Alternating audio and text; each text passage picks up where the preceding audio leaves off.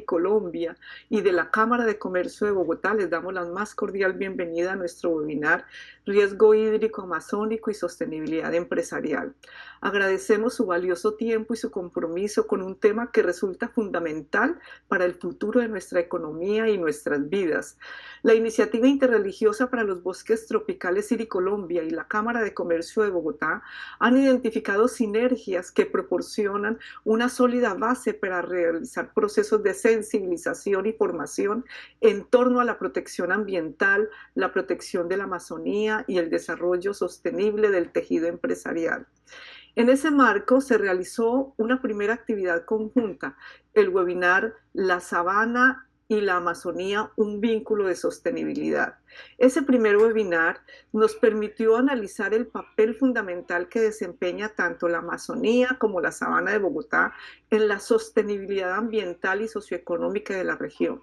También nos permitió reflexionar sobre la urgencia de detener la deforestación de la Amazonía, restaurar la diversidad biológica de ese ecosistema tropical húmedo y asegurar la conectividad entre las regiones amazónicas y andinas como condiciones necesarias para asegurar la sostenibilidad de las actividades agropecuarias de la sabana. Hoy profundizaremos esa reflexión analizando la relación vital que existe entre la salud de la Amazonía y la productividad, la resiliencia y la seguridad económica de nuestras empresas en función especialmente del riesgo hídrico. Para dar inicio formal a esta jornada, tenemos el gusto de ceder la palabra al doctor Jonathan Silva, profesional de productividad y sostenibilidad de la Cámara de Comercio, quien instalará formalmente este evento. Jonathan. Bueno, muchas gracias, Blanca. Nuevamente, bienvenidos desde la Cámara de Comercio de Bogotá. Extenderles un cordial saludo, siempre bienvenidos a Blanca y a todo el equipo de Colombia. Y para que aprovechemos esta temática, esta coyuntura, como lo decía la doctora Blanca, que nos está afectando cada vez más en nuestros procesos empresariales, la productividad y el medio ambiente. Entonces, simplemente es para que aprovechen este tiempo, le saquen el mayor provecho. Como les decía, al final vamos a tener una sesión de preguntas para que terminen de aclarar todas sus dudas. Y la Cámara de Comercio siempre van a tener acá una entidad amiga para todo lo que ustedes necesiten en temas de sostenibilidad y productividad. Entonces, adelante. Muchísimas gracias, Jonathan, por esas palabras que nos recuerdan la importancia de la acción conjunta entre el sector privado y las iniciativas de sostenibilidad. La Iniciativa Interreligiosa para Bosques Tropicales Colombia basa su misión sobre la firme convicción de que la fe y los valores éticos son, de hecho, motores fundamentales para contribuir a detener la deforestación y proteger la Amazonía, haciendo observar la interdependencia esencial entre el bienestar humano, la vida natural y la acción climática. Esta convicción no es abstracta. Al alinearse con los Objetivos de Desarrollo Sostenible 15, que trata de vida de ecosistemas terrestres, que exige la gestión sostenible de los bosques, IRI establece un marco de responsabilidad ética y ambiental que le permite articularse de manera estratégica con el sector empresarial, demostrando que detener la pérdida de la biodiversidad y fomentar la gestión sostenible de los bosques resulta intrínseca en la estabilidad socioeconómica de todo el país. Es precisamente en ese marco de responsabilidad ética y ambiental donde IRI Colombia encuentra un punto de articulación estratégico con el sector empresarial al demostrar que la protección de la Amazonía es intrínseca y la estabilidad socioeconómica de todo el país. La deforestación de la Amazonía no es solamente una tragedia ecológica, es un desmantelamiento de la estructura hídrica natural que garantiza los patrones de precipitación en regiones productivas como la Sabana de Bogotá y otras zonas agrícolas y energéticas. Al centrarse en este fenómeno, IRI Colombia traduce la urgencia moral de proteger los bosques en un imperativo de seguridad económica, llamando a las empresas a ver la Amazonía no como un territorio lejano, sino como el regulador climático de sus propias cadenas de valor. La paulatina transformación de la Amazonía de la selva a sabana, impulsada por las altas tasas de deforestación, se manifiesta directamente en una drástica pérdida de productividad, resiliencia y seguridad económica para las actividades empresariales.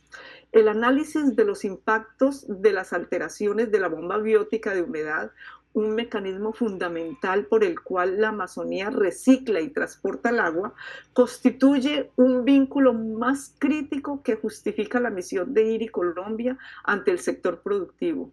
El punto de inflexión que explica la urgencia de frenar la deforestación de la selva amazónica deriva del análisis de los impactos de la pérdida de cobertura forestal sobre la bomba biótica de humedad que es, en pocas palabras, el motor climático de la Amazonía.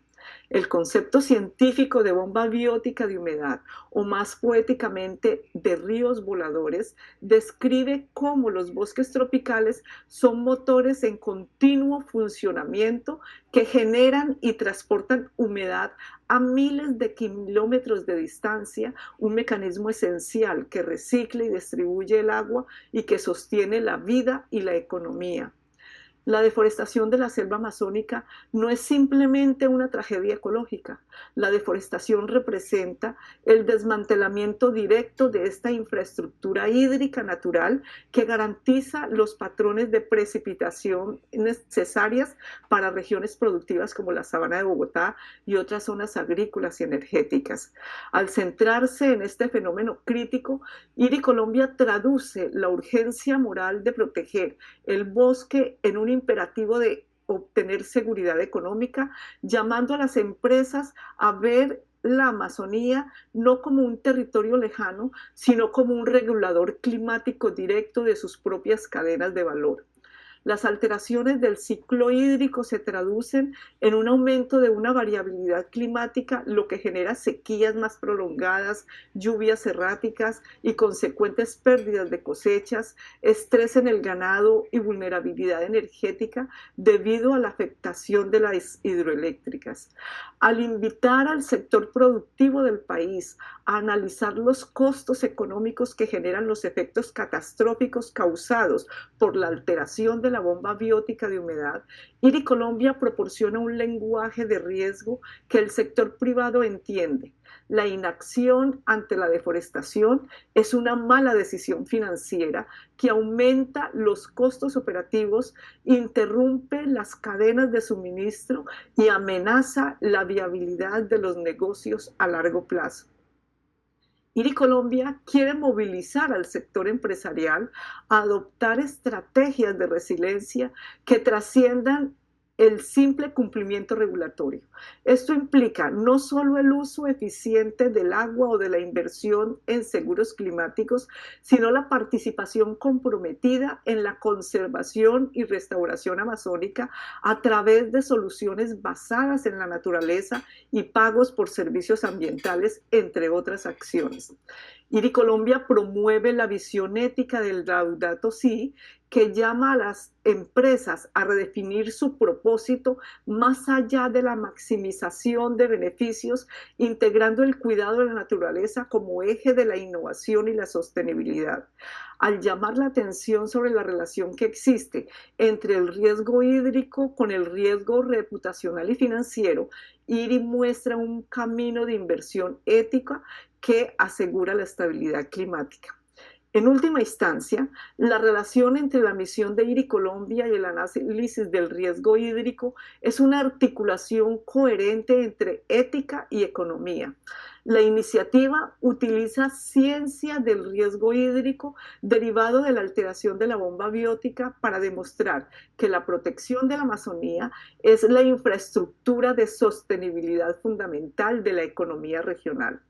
De esta manera, IRI no solo promueve la visión ética de la encíclica de Laudato Si, que llama a redefinir el propósito empresarial hacia el bien común, sino que también cataliza una acción empresarial donde el valor de los bosques tropicales se reconoce como un activo irreemplazable para la productividad, asegurando que la búsqueda de la rentabilidad esté inseparablemente alineada con el cuidado de la casa común. Para reflexionar con mayor profundidad sobre estos temas vitales, nos acompañan tres personas muy reconocidas en cada uno de sus campos profesionales. Pero antes de darle la palabra a nuestros invitados, los invitamos a apreciar un bello video que resume la misión de la Iniciativa Interreligiosa para los Bosques Tropicales.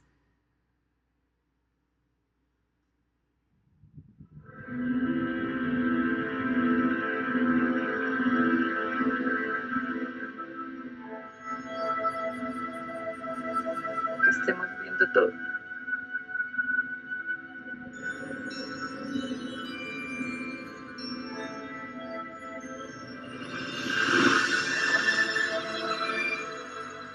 Rainforests. Los bosques tropicales, maravillas ecológicas, millones de años en proceso de creación.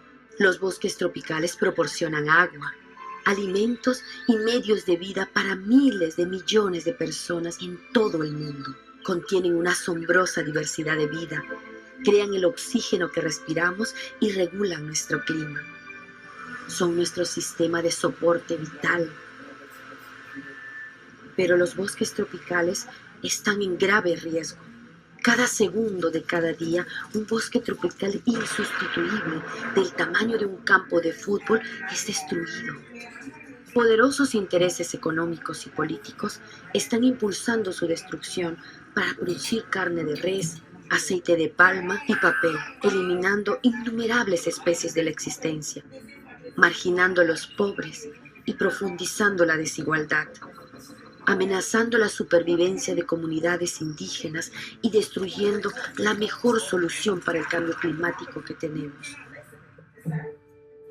Pero aún hay esperanza, donde un futuro diferente nos espera, donde la fe nos une para hacer de los bosques tropicales una espiritualidad compartida, donde enseñamos a nuestras comunidades que los bosques tropicales son un tesoro sagrado, donde alimentamos a un planeta en crecimiento sin convertir los bosques tropicales, donde trabajamos con empresas para garantizar que sus productos estén libres de deforestación y donde nos aseguramos que los gobiernos protejan los bosques y los derechos de los pueblos indígenas.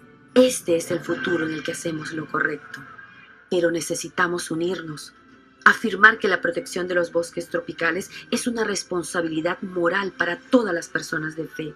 Movilizar un movimiento basado en los valores que compartimos en nuestras religiones y tradiciones espirituales. Mayordomía de la tierra y cuidado de la creación. Un respeto a los derechos humanos y la dignidad humana. Justicia social y económica. La iniciativa interreligiosa para los bosques tropicales está haciendo exactamente eso. Desde el Amazonas hasta la cuenca del Congo y los bosques del sudeste asiático, reuniendo a las comunidades de fe para actuar. Debemos poner fin a la deforestación porque su vida depende de ello. Su vida depende de ello. Su futuro depende de ello. We all depend on it. Todos dependemos de ello.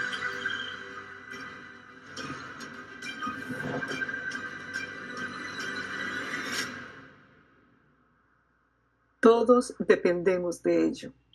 Les presento a nuestras invitadas y a nuestro invitado. Son la doctora Natalia Cero, la reverenda Loida Sardiñas y el doctor Javier Eduardo Mendoza. Para profundizar en la evidencia y el impacto económico que esta alteración hídrica, invitamos a la doctora Natalia Cero, líder del equipo de gestión integral de cuencas y recurso hídrico de Natural Conservation de Colombia, con más de 10 años de experiencia en gestión integral de recursos hídricos, diseño e implementación de estrategias de infraestructura verde-gris y soluciones basadas en la naturaleza para contribuir a la adaptación del cambio climático y seguridad hídrica de las ciudades y las comunidades. Su misión es fomentar los ecosistemas terrestres y de agua dulce como ejes estructurantes de estrategias de cuencas saludables y resilientes para potenciar el desarrollo económico y el bienestar social. Ingeniera ambiental e ingeniera química en la Universidad de los Andes con maestría en ciencias en monitoreo, modelación y gerencia ambiental de King College en Londres, Reino Unido. Antes de ceder el escenario, les participo a quienes nos siguen que pueden formular sus preguntas o comentarios en el chat. Natalia, bienvenida y muchas gracias por estar con nosotros hoy. Buenos días, Blanca, y buenos días a todos. Y muchas gracias por esas palabras tan inspiradoras que nos acabas de dar. Voy a comenzar a compartir mi pantalla. Un segundo y por favor les pido que me confirmen si la ven. Estamos viendo la pantalla. Perfecto. Hacer visible lo invisible. Realmente, y como lo decía un poco el video que acabamos de ver, nosotros desde muy pequeños comenzamos a entender el ciclo hidrológico y a mirar, digamos, desde un lugar donde el agua es un recurso, es algo que podemos utilizar justamente para el bienestar humano, para nuestro desarrollo económico, pero hemos olvidado tal vez lo más importante y es que nosotros como seres humanos hacemos parte de ese sistema natural, hacemos parte de esa, digamos, ciclo que tiene que tener, digamos, discúlpenme que estoy un poquito con doble pantalla aquí y no he podido concentrarme, pero nosotros hacemos parte de ese ciclo y muchas veces nos desconectamos en nuestra vida diaria, en nuestra vida productiva, en nuestras relaciones sociales y económicas, de que nuestra bienestar depende justamente de entendernos como parte de ese ciclo.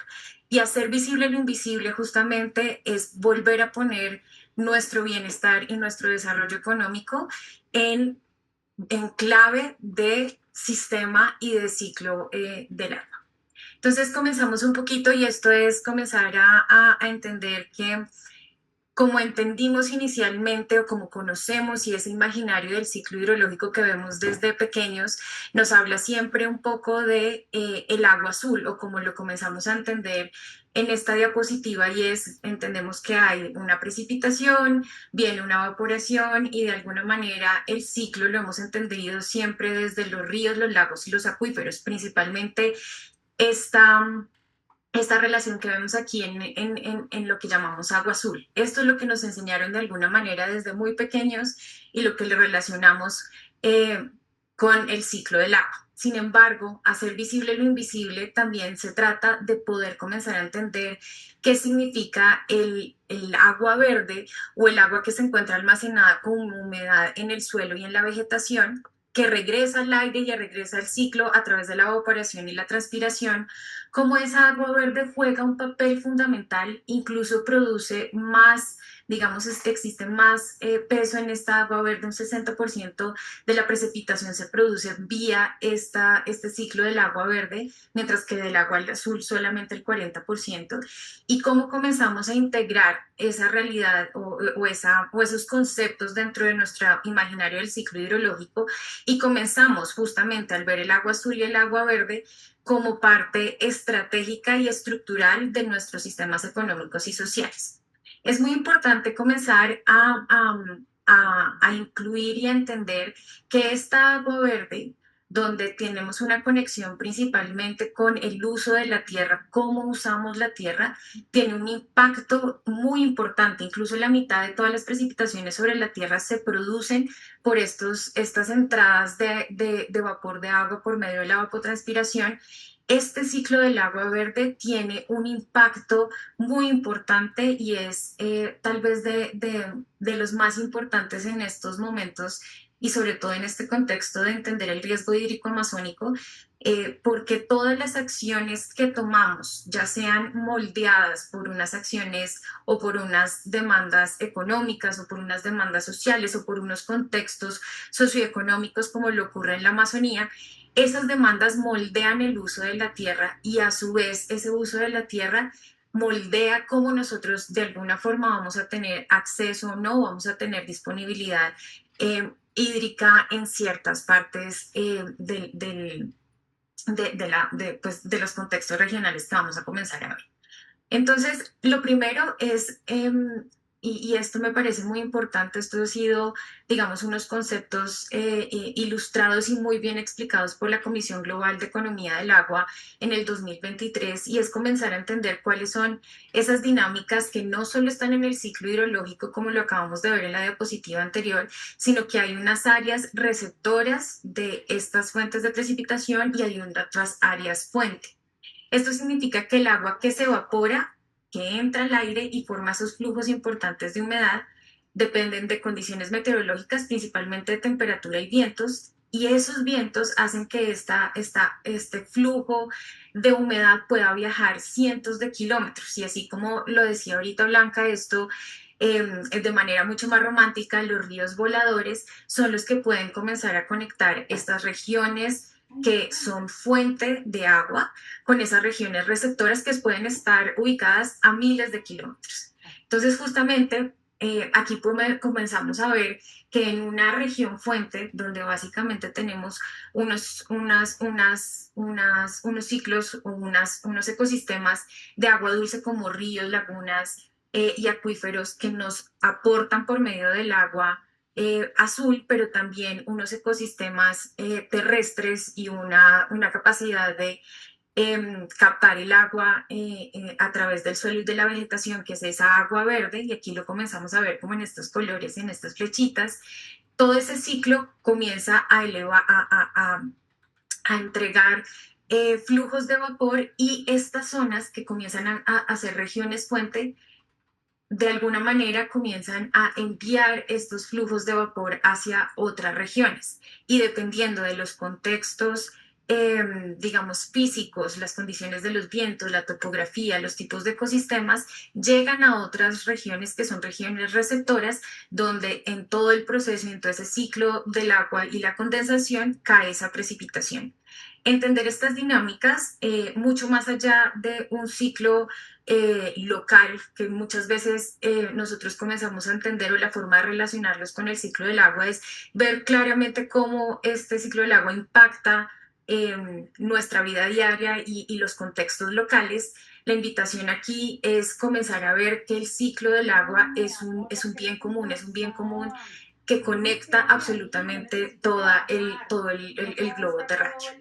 Y aquí, con esta lógica, empezamos a entender que la interconexión del ciclo hidrológico, cuando existen procesos de deforestación o procesos de agricultura extensiva o expansión urbana en una área, que puede ser un área fuente, un área que genera, digamos, todos esos flujos de humedad, puede cambiar el patrón de precipitaciones en otra, como por ejemplo, lo vamos a comenzar a evidenciar un poquito más en detalle, esa relación entre la Amazonía y Bogotá. Hacer visible lo invisible significa poder entender esas conexiones que, aunque no las vemos, porque tanto la conexión del ciclo hidrológico por medio de las fuentes de flujos de humedad o los ríos voladores, o también hay otro ciclo que nosotros no entendemos, y es esa conexión con las aguas subterráneas. Todo esto es invisible. El poder de la ciencia y el poder de comenzar a entender a nivel de sistema estos ciclos hidrológicos nos permite justamente comenzar a ver y hacer visibles estas conexiones.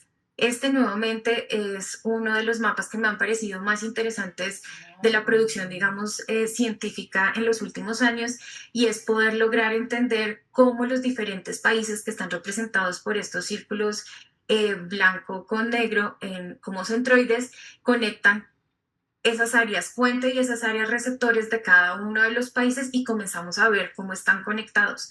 Hay unos flujos que no solamente están en región, por ejemplo, de Sudamérica, de la Amazonía hacia otras regiones, sino justamente cómo la Amazonía también tiene conexiones con África, con Europa, y que ahí comenzamos a evidenciar cómo mantener estos ciclos hidrológicos, tanto de agua que se fomenta por el agua azul o por el agua verde, son fundamentales para el sistema completo del planeta. Y ahí creo que esto es una invitación también, desde comenzar a entender la ciencia, pero también cómo nuestro rol en cada uno de los lugares donde nosotros estamos, de alguna manera estamos conectados tanto con otros países, con otras comunidades, y por ende también tenemos una responsabilidad común en ese cuidado del territorio. Y aquí muy importante comenzar a ver específicamente qué significan estos hilos invisibles que nos conectan con todo el mundo para Colombia. Y Colombia, un poco la forma de leer estos mapas es las zonas, los colores naranjas significan que vienen, que son un área fuente, mientras que los azules son un área receptora donde comienza a recibir, digamos, toda esa humedad y por el flujo del ciclo hidrológico comienza a recibir esa precipitación. Y aquí vemos que existen varias fuentes de esos flujos de humedad que llegan a Colombia. Muchos vienen desde la Amazonía, vienen desde África. Nosotros somos fuente, por ejemplo, para, digamos, un poco más hacia el Pacífico, pero aquí comenzamos a ver un poquito cómo es esa dinámica de interconexión con otras regiones en esa relación área fuente y área de receptora de flujos de humedad. Entonces, ¿esto qué significa específicamente? Ya viéndolo a nivel global, cómo lo vamos aterrizando a la región de Sudamérica y específicamente a la región de la Amazonía. De pronto, la Amazonía es un lugar muy lejano para los que vivimos en Bogotá y entender la dimensión de esas conexiones y la importancia de la Amazonía a nivel regional son fundamentales. Y hay unos datos claves que a mí siempre me gusta dar para entender esa dimensión y comenzar a darle el valor que requiere la Amazonía por su rol no solo como la cuenca y el bosque más grande del mundo, sino adicionalmente porque mantiene el 20% del agua superficial terrestre.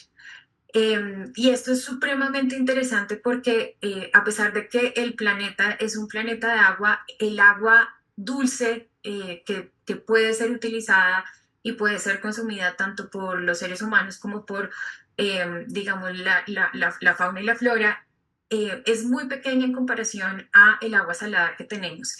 Y de toda esa proporción del 2% de agua dulce que existe en el planeta, el 20% está en la Amazonía. Y esto es de por sí una de las formas en la que se eleva esa importancia de la cuenca amazónica a nivel regional.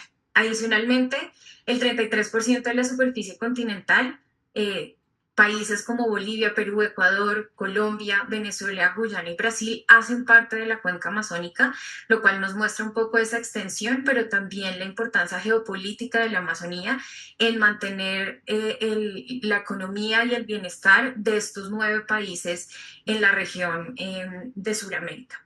Tiene uno de los caudales más grandes del mundo, 230.000 metros cúbicos por segundo. Están, digamos, el otro río importante se encuentra en África, pero esto nos da una sensación de la importancia en cuanto al recurso hídrico y no solo en términos de flujos y de caudal, sino también en términos de biodiversidad, de ecosistemas de agua dulce, que muchas veces son poco representados y poco valorados digamos, en nuestras estrategias de conservación. Nosotros conservamos la Amazonía por su importancia en biodiversidad, su importancia como bosque tropical, húmedo tropical, pero muchas veces olvidamos protegerla justamente por este rol en el ciclo hidrológico y por la importancia de sus ecosistemas de agua dulce.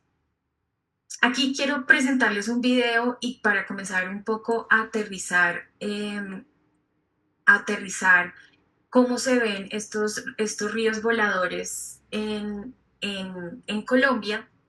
La escuela Julio Garavito, junto con el Acueducto de Bogotá, comenzó a hacerse las preguntas justamente de qué tanto de estos ríos voladores, de estos flujos de humedad, dependía Chingaza para proveer su abastecimiento.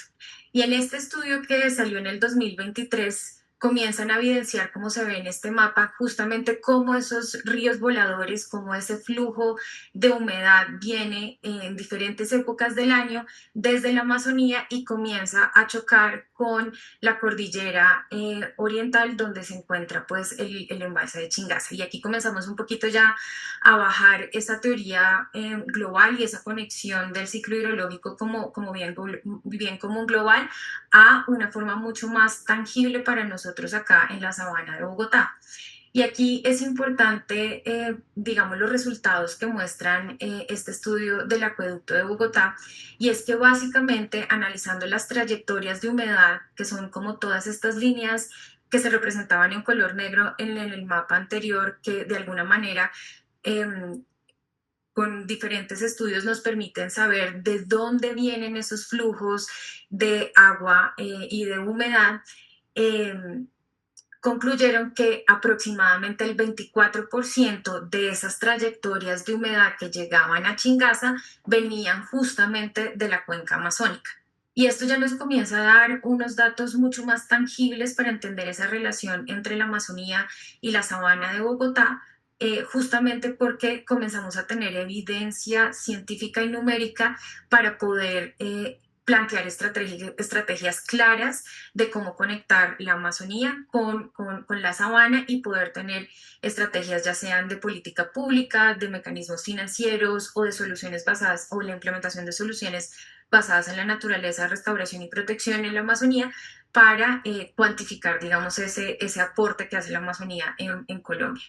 Adicionalmente, este estudio nos permitió identificar o permitió identificar al acueducto de Bogotá que estas cuencas que están representadas en color rosado en este mapa, que más o menos son el 30% de la superficie amazónica, son las que generan los aportes más significativos al sistema de Chingaza. Entonces ya podemos comenzar a entender la dimensión del impacto de estos flujos de los ríos voladores y ya también comenzamos a identificar dónde es estratégico proteger y conservar teniendo esta lógica del ciclo hidrológico. Sin embargo, digamos que los procesos de deforestación tienen diferentes dinámicas en los 9 países que conforman la Amazonía y como veíamos en el mapa anterior, solamente un pedacito de nuestras cuencas amazónicas son las que proveen agua o las que proveen estos ríos voladores que generan la precipitación en este lado de la cuenca del río Bogotá. Y ahí es importante entonces lo primero de seguir conectando este concepto de interconexión mucho más amplio a nivel regional, y es que también dependemos de las dinámicas de deforestación y de las capacidades de conservación de estos ecosistemas estratégicos en los otros países, ¿cierto? Principalmente en Venezuela y en Brasil y en Guyana, que son todas esas cuencas que se identificaron como aportantes para el sistema Chingaza. Ese estudio determinó que más o menos hay una correlación directa del 0,24 entre la deforestación a nivel de toda la cuenca amazónica con la aportación la aportación de ríos voladores y de humedad en Chingaza. Sin embargo, aún no tenemos datos específicos de la relación de la deforestación colombiana, que aquí estamos viendo en este mapa desarrollado por la PSDC en el 2023, donde vemos cómo todo el arco de deforestación ha ido impactando principalmente la cuenca alta del río Caquetá y del río Putumayo, donde pues las tendencias cada vez son más altas en esa transformación de los bosques húmedos tropicales, pero sin embargo, lo que sí nos da esta señal del estudio del acueducto de Bogotá es que hay una relación directamente proporcional entre la disminución de la precipitación y la deforestación. Eso quiere decir que conforme aumenta la deforestación en la cuenca amazónica, se puede generar también un aumento en la extensión de áreas afectadas por sequía en la región.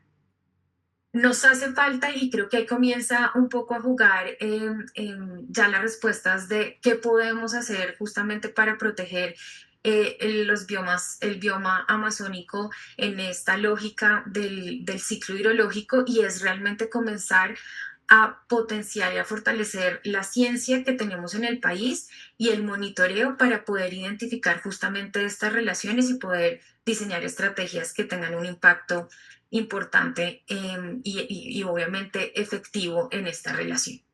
Por otro lado, y aunque estos mapas no muestran directamente los impactos o la amenaza climática entre el 2015 y el 2050 y en ese cambio de disponibilidad en nuestras cuencas colombianas, principalmente digamos en toda la zona del río Caquetá y del río Putumayo, que son las que tienen esas afectaciones en deforestación, sí comienzan a mostrarnos, digamos, unas señales a nivel de la cuenca amazónica de los impactos del cambio climático. Y lo más importante aquí, digamos, en escenarios, este estudio lo hace TNC regional en Latinoamérica, comenzamos a ver que por los diferentes escenarios de cambio climático, ya sean en escenarios intermedios o en un escenario severo, sí se evidencia una disminución generalizada del caudal medio en un 30% en un escenario intermedio y hasta un 44% en un escenario severo.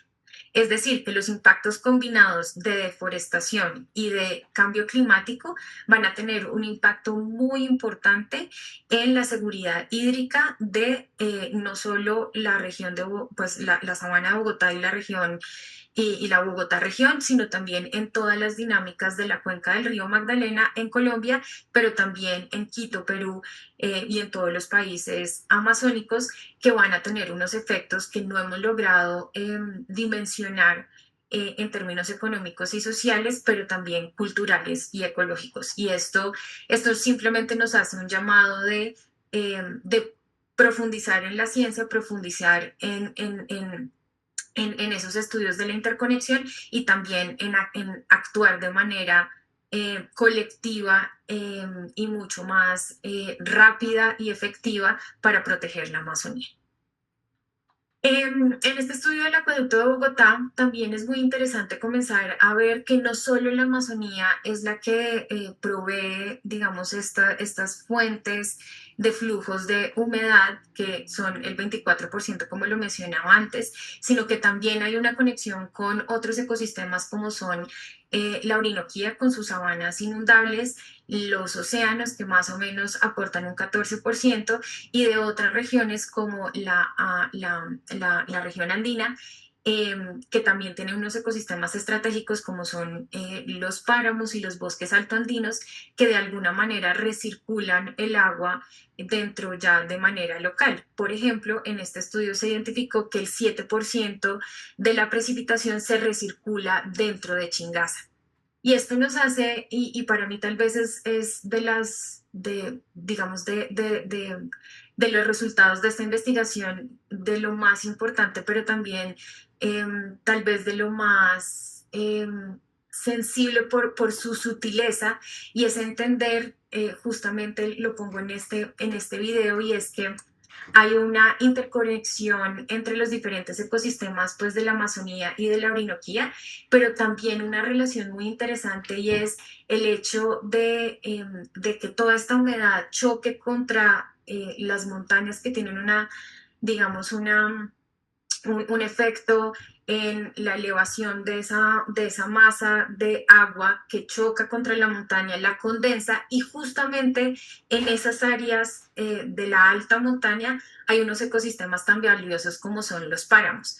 El páramo es capaz de, al recibir tanto esa precipitación vertical que se convierte, digamos, en agua por el ciclo de condensación, pero también el vapor de agua que no se alcanza a condensar lo absorbe y lo incluye en ese ciclo hidrológico ya como agua líquida por medio pues de su función como ecosistema de páramo, que es conectar por medio de los pelitos que tienen los frailejones, de capturar esta precipitación horizontal y también llevarla gota a gota a esos flujos y a esos ríos que de alguna manera abastecen a ciudades tan grandes como Bogotá, pero que tienen también una implicación enorme en todas las dinámicas del Magdalena, como lo comentaba. Aquí es justamente un video en esa divisoria entre la cuenca de Orinoco y la cuenca de Magdalena, que es donde se encuentra el sistema Chingaza, de cómo se ve en la vida real, cómo llegan esos flujos de humedad, esos ríos voladores chocan contra la montaña, y a este lado de la cuenca, que es donde está la laguna Chingaza y donde comienzan a hacer todo el sistema de abastecimiento de Bogotá, pues se convierte en el agua que nosotros desde este lado tomamos y los que mantienen, digamos, esta dinámica en la sabana. Entonces, no solo ver la representación, sino ver de manera tangible esa sutileza de cómo la humedad y cómo esas dinámicas que nos conectan con la Orinoquía en la Amazonía se materializan en beneficios económicos y sociales para una de las regiones más importantes del país, como la Sabana de Bogotá. Y entonces aquí conecto con qué implicaciones tiene esto en la sostenibilidad empresarial de la Bogotá región. Y aquí me permite utilizar unos resultados presentados por Conservación Internacional en los últimos años, y es entender cómo funciona el sistema de abastecimiento y cómo funcionan las dinámicas hidrológicas de ese ciclo del agua en Bogotá. Y es muy importante entender que todo el sistema de abastecimiento de Bogotá depende de dos cuencas. La cuenca del Orinoco, que es justamente donde se encuentra el Parque Chingaza y donde está la mayor, digamos, influencia de estos flujos de humedad hacia el sistema Chingaza, que es en esta zona. Alcanzamos a ver incluso hasta 5.000 milímetros de año de precipitación acá en la zona donde se encuentra Chingaza, justamente por ese choque de los flujos de humedad. Y la cuenca del río Magdalena, que es donde está el río Bogotá. Estas son dos cuencas que tienen unas dinámicas hidrológicas muy diferentes, una es monomodal, otra es bimodal, lo que significa que una llueve solo un momento en el año, mientras que en la otra llueve dos veces, y que tiene unas dinámicas también diferenciales en términos del uso de la tierra. Gran parte de esta región de la cuenca del Orinoco todavía tiene áreas protegidas, áreas, digamos, de ecosistemas estratégicos que mantienen su estructura funcional como ecosistema, mientras que en la sabana tenemos otras dinámicas del uso del suelo que también profundizan, digamos, en esa disponibilidad hídrica, como lo veíamos ahorita en el ciclo hidrológico. Entonces, lo primero es entender que la capacidad de Bogotá y de la región de tener disponibilidad hídrica a través del año depende de dos sistemas, la Orinoquía y la Amazonía, perdón, la Orinoquía y la Amazonía en esta conexión con Chingaza, y la cuenca del Magdalena, que tiene otras dinámicas, pero también donde se ubican principalmente el desarrollo, digamos, industrial y agrológico que mantiene este desarrollo económico que tiene la región. 26% del PIB se encuentra aquí.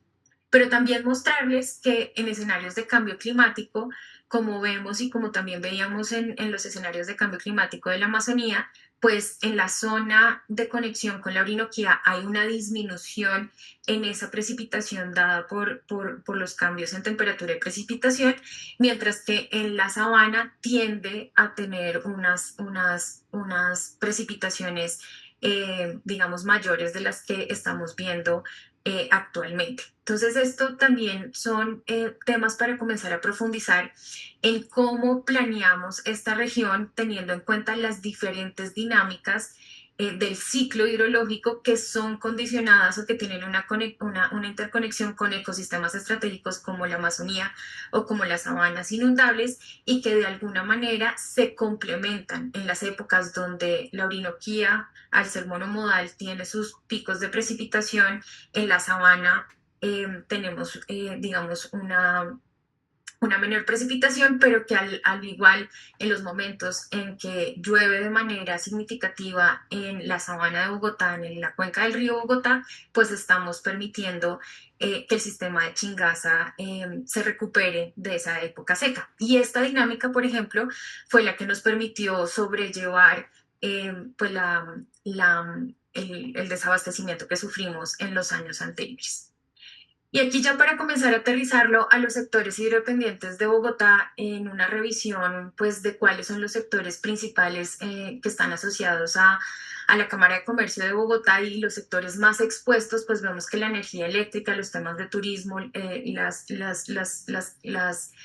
empresas relacionadas con el sector lácteo, pero también con agricultura, son los sectores más expuestos.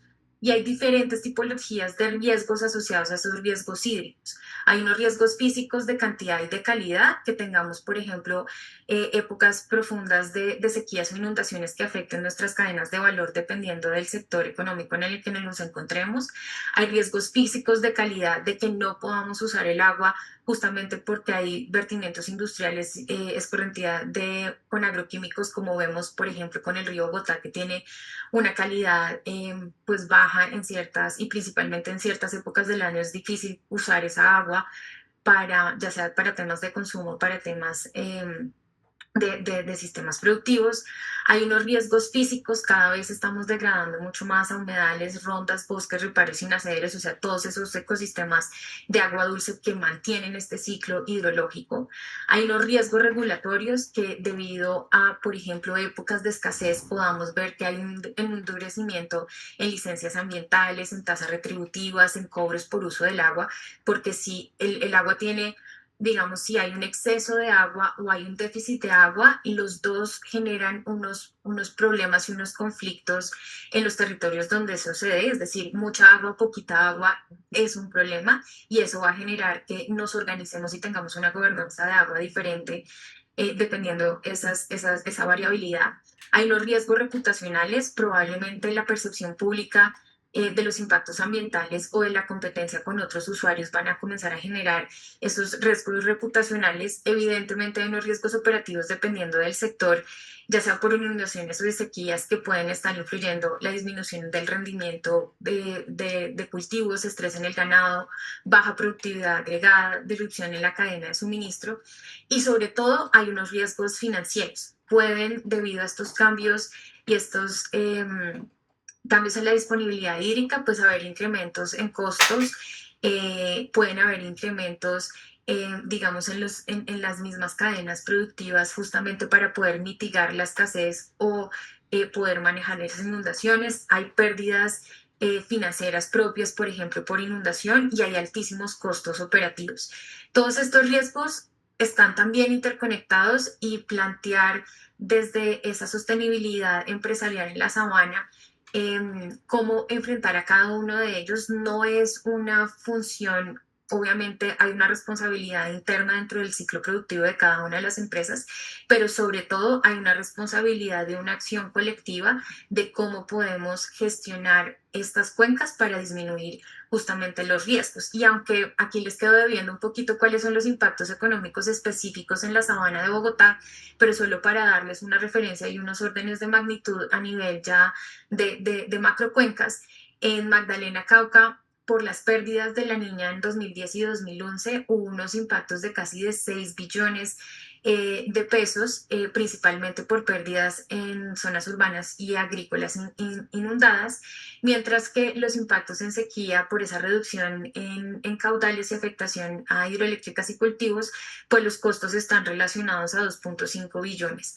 El principal, digamos, impacto que teníamos era las inundaciones, pero el año pasado, justamente por esa relación con los cambios en deforestación y el cambio climático en la Amazonía y la sequía que se presentó en Bogotá, el impacto de sequías comienza a tener un rol fundamental y una alerta importante para la cuenca Magdalena y especialmente para el río Bogotá, pues para el sistema de Bogotá. Sin embargo, y para que lo tengamos también en cuenta, y es que la Orinoquía y la Amazonía, aunque también tienen unos impactos en inundaciones y en sequías, los costos monetarios suelen ser mucho más bajitos, ¿cierto? 1.8 en la Orinoquía por inundaciones, 2.3 en la Orinoquía por sequías, y 0.1 billón de pesos, mucho menor que el impacto que tiene económico en el Magdalena. Sin embargo, esto puede dar señales equívocas, es decir, los riesgos económicos son evidentemente mucho más altos en el Magdalena, pero no gestionar correctamente la Amazonía y la Orinoquía, a pesar de que no tiene, digamos, unos costos y unos impactos importantes en el PIB nacional, sí son la fuente de esa estabilidad del ciclo hidrológico del país que mantiene esa productividad y disminuye sus costos estimados en el Magdalena. Entonces acá hay que comenzar a ver el ciclo hidrológico como un sistema que aporta y soporta las dinámicas y digamos, la estructura económica y social del país. Y es muy importante hacer esa conexión en indicadores económicos como son el PIB o como son los costos estimados por pérdidas, con esa conexión hidrológica y sistémica que tiene el ciclo hidrológico con ecosistemas terrestres y acuáticos. Y para terminar un poco, ¿cuáles son esas líneas de acción y qué se puede hacer desde el sector privado? Hay tres cosas que yo comencé a mapear importantes. La primera, poder invertir en programas de implementación de portafolios de soluciones basadas en la naturaleza para la seguridad hídrica y resiliencia hídrica en la sabana de Bogotá. Hay varios ejemplos desde lo público, la CAR, la Secretaría de Medio Ambiente tiene procesos de pagos por servicios ambientales, pero también hay iniciativas público-privadas como los fondos de agua y el corredor de páramos. En la región de Bogotá, pero también al mismo tiempo hay que invertir en programas de protección y restauración en ecosistemas terrestres y de agua dulce, tanto en la sabana de Bogotá como en la Amazonía, y en la Amazonía se ve mucho más en programas para restauración, en programas de implementación y protección, digamos, y fortalecimiento de las áreas protegidas, de los resguardos indígenas, estrategias privadas de conservación como reservas de la sociedad civil, y también es muy importante invertir en procesos de cadenas productivas regenerativas y esquemas de bioeconomía que nos ayuden a detener la deforestación en la cuenca amazónica. Y también invertir e involucrarse en procesos un poco más colectivos y más amplios mediante inversiones en mecanismos financieros como por ejemplo Sornatura y Conserva Orinoquía, que son mecanismos financieros, vehículos financieros que ha desarrollado TNC justamente para poder agregar diferentes fuentes financieras en unas implementaciones a escala de cuenca, y actualmente pues estamos trabajando en generar instrumentos específicos para la Amazonía. Por último, un mensaje fundamental, y es que las regiones que sean capaces de gestionar bien su agua van a ser los que tienen esas ventajas competitivas. Y esto no es solo una responsabilidad desde la empresa, sino es una responsabilidad desde la región, desde todos los actores privados, públicos y comunitarios, para justamente poder generar cuencas que sean resilientes, donde se puedan producir mejores alimentos, generar energías más estables y construir ciudades más resilientes. Eso era todo lo que les tenía preparado para hoy. Muchísimas gracias por el espacio y quedo atenta a las preguntas. Bueno, muchísimas gracias Natalia por traernos datos contundentes. Hacer visible lo invisible. Y la Amazonía es la cuenca y el bosque más grande del mundo, que produce el 20% del agua dulce. Nos permite comprender la tipología del riesgo asociado y cómo se transforman en un riesgo financiero y operacional directo para las empresas los riesgos ambientales. Definitivamente las regiones que son capaces de gestionar el agua son los que van a tener mayores éxitos en su productividad. La urgencia de actuar es evidente. Ahora pasamos a la identificación del riesgo, de la identificación del riesgo a la construcción de resiliencia. Invitamos al doctor Javier Eduardo Mendoza, consultor en sostenibilidad, cambio climático y biodiversidad.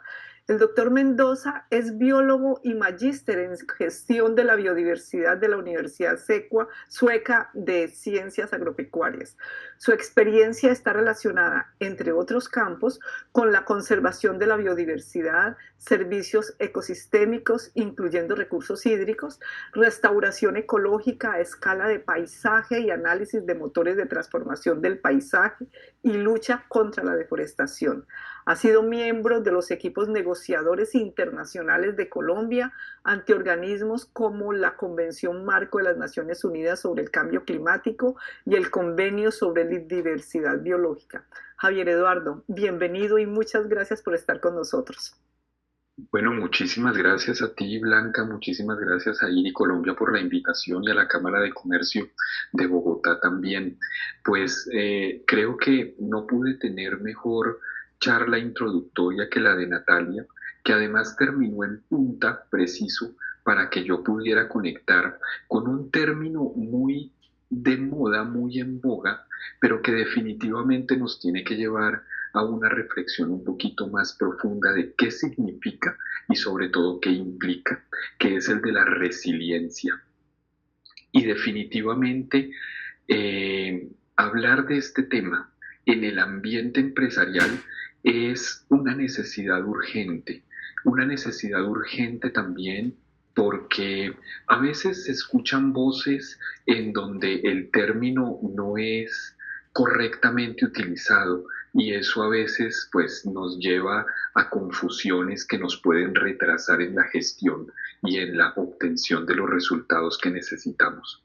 Lo primero que definitivamente, digamos, como yo quisiera empezar esta charla, en donde el escenario y digamos el gran protagonista va a ser el territorio, y por eso precisamente utilizo esta figura poderosa de la importancia de invitar al territorio a ser parte de las juntas directivas de las empresas. Arranca con una corta anécdota, una anécdota que, digamos, me remonta a mí por allá como 20 años en mi vida laboral, pero recuerdo que alguna vez estaba eh, haciendo una visita técnica en una finca agroindustrial por el municipio de Puerto López, e íbamos con el gerente de producción haciendo un recorrido, y en algún momento yo me di cuenta, pues no era la primera vez que visitaba esa finca, y me di cuenta que el cauce del cual obtenían el agua para la función de riego y del manejo del cultivo estaba seco. Estaba seco, y yo le pregunté, pues un poco extrañado, y pues este señor me contesta: es que Javier, el río ya no llega hasta aquí. Y entonces, por una parte, fue caer en cuenta, ¿no?, de los cambios tan rápidos que se estaban dando. Era un momento en el que el país también estaba sufriendo en otras partes del país, de la costa, de la región andina, algo de una sequía bastante intensa. Y, pero lo importante de esto fue que para mí en lo personal me sirvió para empezar a entender que definitivamente cuando nosotros hablamos de resiliencia, la resiliencia empieza no de puertas para adentro en la empresa, sino que realmente la resiliencia empieza de puertas para afuera. Porque cuando hablamos de resiliencia, realmente lo que nos estamos preguntando es cómo seguimos funcionando en un mundo donde el agua dejó de ser una garantía. Y ustedes saben perfectamente que si el cuerpo humano es 70% agua, pues es que todo el funcionamiento de la vida económica, política, social de las sociedades humanas se fundamentan en la posibilidad de acceder al agua. Y esta reflexión y esta situación que en su momento pude yo evidenciar, digamos que más allá de la situación crítica en un territorio donde se había perdido el río, el cauce, lo que fuera, era interesante como resultado de esa visita técnica darse cuenta el impacto que estaba teniendo, el impacto en términos de la reprogramación del riego, lo cual llevaba a ajustar turnos de trabajo, llevaba a replantearse las fechas de cosecha, llevaba a activar pozos que antes estaban habilitados únicamente para las emergencias y ahora tenían que ser usados en el día a día del cultivo. Y por supuesto, la pérdida de material vegetal joven que no podía soportar esa sequía tan dura. En general, un enorme impacto económico para la empresa.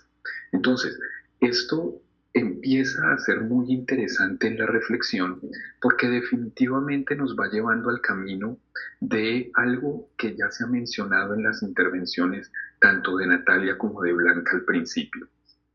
Y es que esto tiene una incidencia directa en la gestión de la empresa. No es solamente el aspecto carismático asociado con el medio ambiente y lo bonito que sea y lo bueno que nos podemos sentir ayudando a protegerlo, sino que definitivamente hay una situación allí que tiene que ver ya con la operación misma. Y es porque definitivamente la crisis ya es un tema del negocio. Nosotros no podemos estar intentando gestionar una empresa, intentando gestionar una operación como de espaldas a la crisis medioambiental global, que no solamente pasa por el tema del cambio climático, pasa por la crisis hídrica, y una crisis hídrica que está directamente asociada con la contaminación de las fuentes de agua, ¿no? Con la crisis por pérdida de biodiversidad, la deforestación. Para que se genere deforestación no es necesario que cambie el clima. Para que se contamine un río no es necesario que cambie el clima. Así que estamos hablando de problemas complementarios al cambio climático y a los ajustes en la variabilidad climática.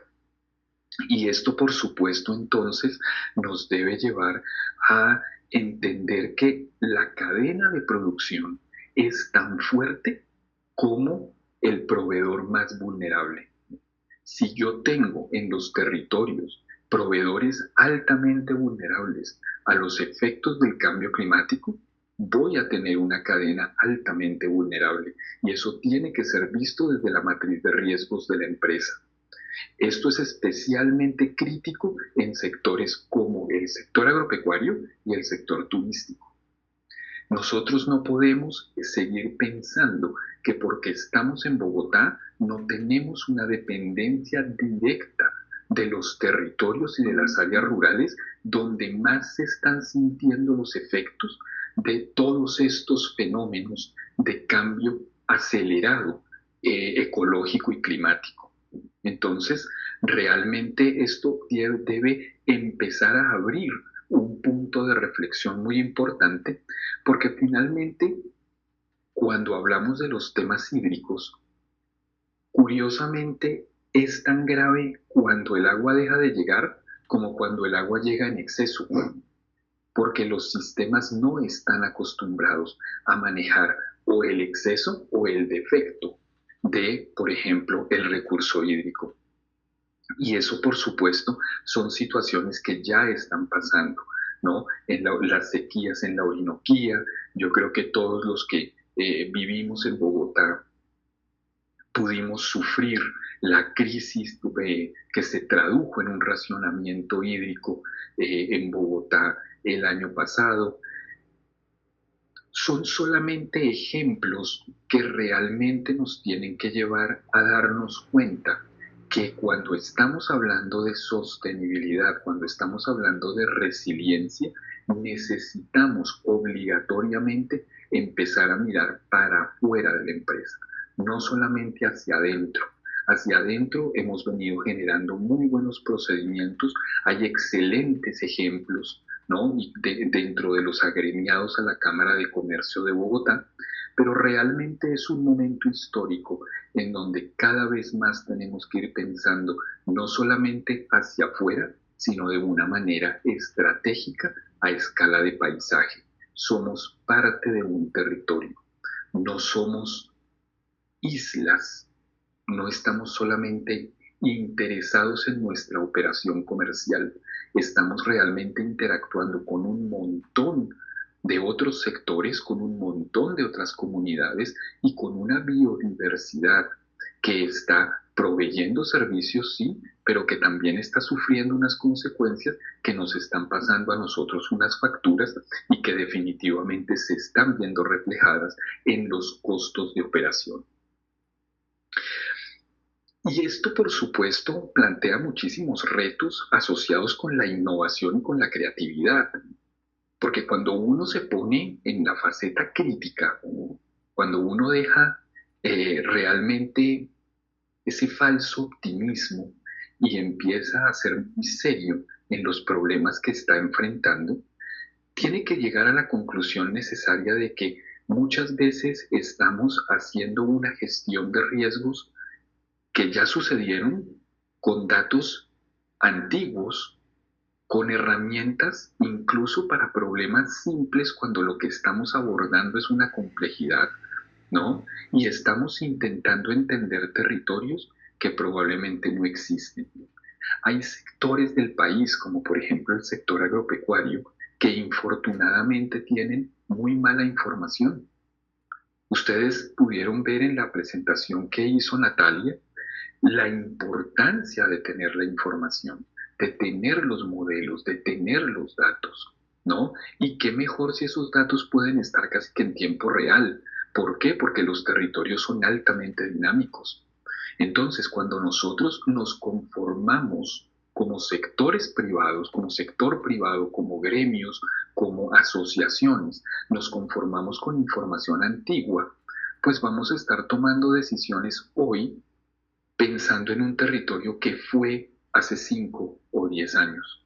Y eso necesariamente también implica un riesgo frente a las proyecciones que yo estoy haciendo todos los días respecto a mi productividad, a mis necesidades de inversión, a mis posibilidades de expansión.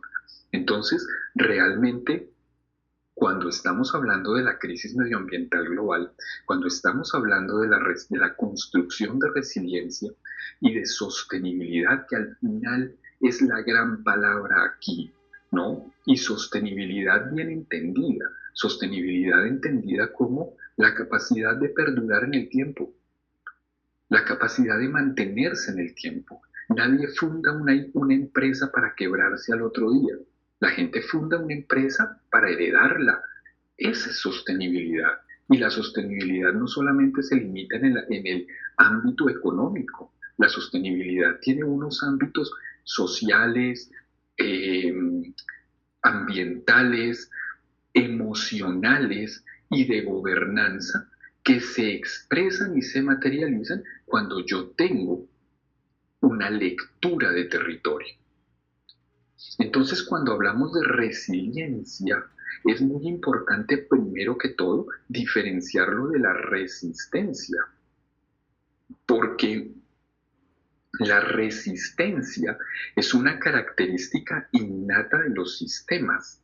Todos los sistemas tienen y tenemos, si yo me considero cuerpo humano como sistema, tenemos una capacidad de resistir cosas, ¿no? Pero cuando yo hablo de resiliencia, me estoy refiriendo a otra cosa. Me estoy refiriendo, ante todo, a una capacidad que se aprende. Ese aprendizaje es el que me permite crecer para que frente a una situación calamitosa, dificultosa, de disturbio, de conflicto, pueda yo reorganizarme y continuar desarrollando. Ahí yo empiezo a evidenciar la resiliencia. Entonces, cuando yo me quedo solamente en el mundo de cumplir estándares, de mitigar los temas, pues de pensar que resiliencia es el cumplimiento de un indicador, pues realmente estoy intentando abordar la complejidad con una visión y una lectura de problema simple. Y esto es un problema altamente complejo. Hablar de resiliencia significa aprendizaje, significa adaptación, significa coevolución con el territorio. ¿Y qué es esa coevolución? Pues es la posibilidad de reducir la brecha del riesgo, que cuando cambie el territorio también cambie yo, para irme ajustando a esas nuevas realidades.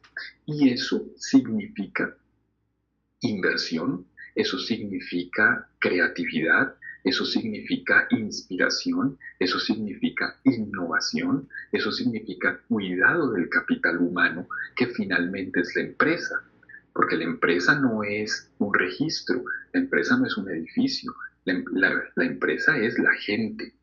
Entonces, cuando yo empiezo a entender que realmente estoy en el camino de construcción de esa capacidad que me permita mantenerme en el tiempo, responder a los disturbios, reorganizarme y continuar desarrollándome, ya no estoy solamente en el campo de resistir, porque resistir es aguantar y resiliencia no es aguantar.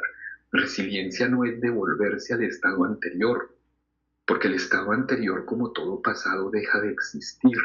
El pasado desaparece, el pasado ya no existe. Lo que existe es el presente y el futuro le pertenece a Dios. El futuro está allá, el futuro es lo que nosotros anhelamos, pero ese futuro se va a ir materializando solamente con las decisiones del presente. Y las decisiones del presente dependen de qué también entiendo yo estos conceptos. Y en el entendimiento de estos conceptos, por supuesto, está la clave fundamental de entender que estoy inmerso, anclado a un territorio. Mi empresa no flota en el éter esencial. Mi empresa está atada a un territorio, no solamente por donde queda el edificio, sino por todo lo que significa donde están mis clientes, donde están mis inversionistas, donde están mis proveedores, donde están mis competidores, ¿no? Donde están los que hacen gremio conmigo, donde están los que hacen sector conmigo, ¿no? En los temas hídricos, por ejemplo, es muy interesante llegar a la reflexión y la importancia, ¿no?, de entender esa lectura territorial más amplia. Siempre cuando a mí me preguntan, por ejemplo, el mejoramiento de el performance, el desempeño del sector turístico cartagenero, que cada vez está viendo cómo sus playas se deterioran más y más y más y más, ¿no?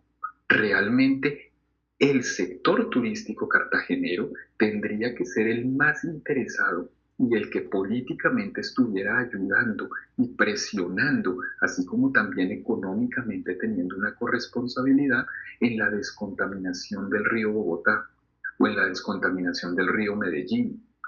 ¿Por qué? Porque resulta que eso está pasando 600 kilómetros lejos de donde están ellos, pero definitivamente es aquí en donde se están generando muchos de los problemas que están afectando sus playas y por ende su negocio, porque su negocio es atraer turistas para vender, ofertar servicios ecosistémicos, en este caso servicios culturales. Entonces, definitivamente el territorio tiene un papel súper importante, es la clave realmente de la sostenibilidad y por eso es tan importante esta metáfora de invitar al territorio a que se siente en la junta directiva. Y es que cuando hablamos de la cuenca, el bosque, la comunidad, el ciclo hídrico, ellos ya están tomando decisiones. Así la gente no se dé cuenta. Es hacer visible lo invisible. Es caer en cuenta de lo que está pasando realmente en el mundo, pues ha pasado siempre, pero ahora la crisis medioambiental global ha venido a recordárnoslo con fuerza. Entonces, no existe resiliencia empresarial sin resiliencia territorial. Si yo como empresa no empiezo a entender mi papel, mi rol formador, articulador, dinamizador de las dinámicas territoriales, pues sencillamente es muy difícil que yo pueda hablar de resiliencia aplicando unos estándares ESG. No es y nunca me van a dar realmente un verdadero peso para la construcción de una sostenibilidad, porque la sostenibilidad se construye en el territorio. Y allí, por supuesto, como bien lo mencionaba Natalia, estamos hablando en muchas cosas de unos comunes, ¿no? Y entonces eso siempre nos trae a la cabeza la tragedia de los comunes de Garrett Hardin, que cuando las cosas son de todos, no son de nadie, y por ende entonces se degradan. Pero lo más bonito de esto, que pues es una teoría que se formuló en 1968 y que todavía creemos que siempre se aplica para los bienes comunes, es que la Premio Nobel de Economía Eleanor Ostrom logró demostrar cómo la construcción de alianzas territoriales fuertes entre todos los actores realmente logran la conservación de los bienes comunes.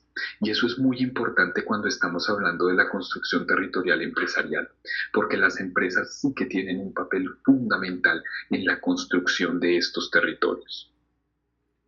Entonces, esa construcción, ese anclaje territorial nos debe llevar a mejorar nuestra adaptación a los diferentes fenómenos y de cómo va cambiando el mundo, porque entonces la adaptación deja de ser vista como un costo y pasa a ser vista como lo que realmente es una ventaja competitiva. Yo empiezo a competir mejor en la medida en la que esté mejor adaptado al territorio.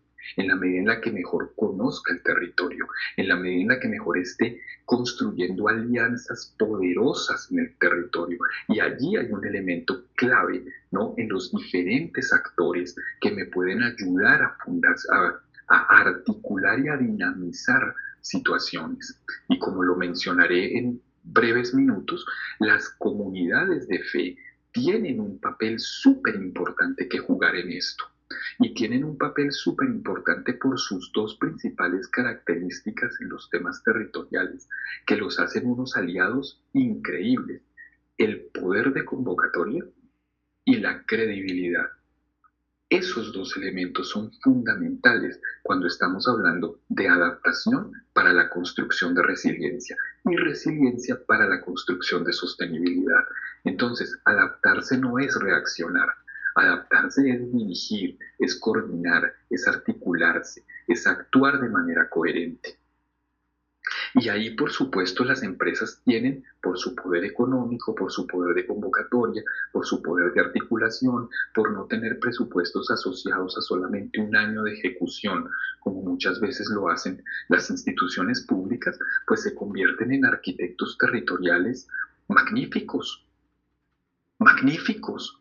Entonces, ahí hay una oportunidad, una potencialidad enorme, porque de verdad esas acciones estratégicas tienen que ir encaminadas hacia la gestión de unos riesgos asociados con la crisis medioambiental global, por supuesto, ¿no? Como es el caso, por ejemplo, de la necesidad de tener una provisión de recurso hídrico permanente que sustente las actividades, ya no vistas como las acciones verdes, sino vistas como las acciones estratégicas. Lo que tengo que hacer. Así como tengo que pagarle a los proveedores, tengo que manejar el territorio, tengo que actuar en el territorio. ¿Por qué? Porque es que es mi sostenibilidad. ¿Y qué es sostenibilidad? Mantenerme en el tiempo. Mantenerme en el tiempo en buena salud, en buena condición, no solamente desde lo financiero. Ser un buen vecino, articularme con los diferentes procesos territoriales, conocer la historia del territorio. Eso es fundamental cuando estoy yo realmente construyendo una sostenibilidad. Y en el caso de la Amazonía, yo creo que nunca mejor que la explicación poderosa con la información que ya dio Natalia, pero que definitivamente nos tiene que llevar a simplemente por ubicarnos en un territorio que para IRI Colombia es fundamental, ¿no? Es entender cómo todo lo que está pasando en esos territorios, de dinámicas de deforestación, de dinámicas de conflicto, tiene mucho que ver con nuestra operación empresarial en la región andina. En principio por el clima, y ya lo han explicado Blanca, Natalia, con la explicación de los ríos voladores. Entonces realmente yo no puedo pensar que porque eso está lejos, no tiene que ver conmigo. Nunca es muy lejos, nunca es muy raro, nunca es muy improbable, no tiene que ver conmigo. Más bien, el pensamiento estratégico empresarial tiene que llevarme a ver y a leer el territorio para que realmente yo me pueda articular. Y eso en el caso de territorios con tantas dificultades socioeconómicas como la Amazonía, pues necesariamente me tiene que llevar a plantearme nuevas alternativas, ¿no? En donde necesariamente yo tengo que poder reconocer la importancia ya no solamente de la ventaja comparativa, sino de la ventaja competitiva.